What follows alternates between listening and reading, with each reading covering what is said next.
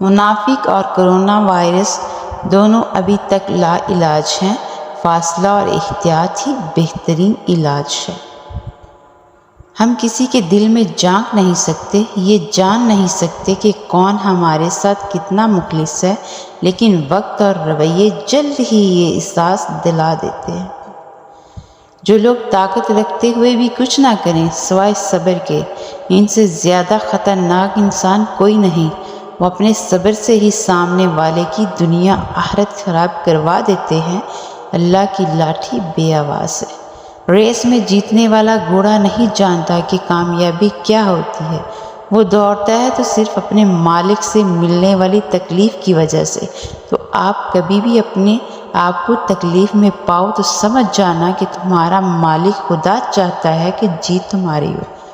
چھوٹا بن کے رہو گے تو ہی بڑی بڑی رحمتیں ملیں گی، کیونکہ بڑا ہونے پر تو ماں بھی گود سے اتار دیتی ہے۔ تنقید، طنز، فقرے بازی سے حوصلہ نہ ہارو۔ چور کھلاڑی نہیں تماشائی کرتے ہیں۔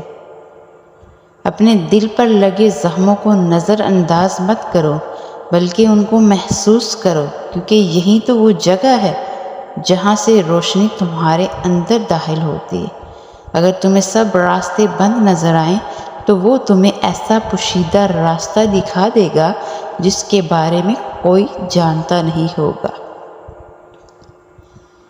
آپ کے وہ الفاظ بھی تحفہ ہیں جو دوسروں کو زندگی میں آگے بڑھنے کا حوصلہ دیتے ہیں۔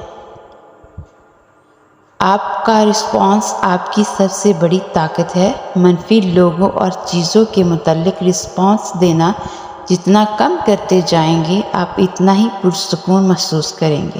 بہت عظیم ہیں وہ میاں بیوی جو ایک دوسرے کے عیب چھپاتے ہیں اور کسی کے سامنے اپنے شریک سفر کی برائی نہیں کرتے۔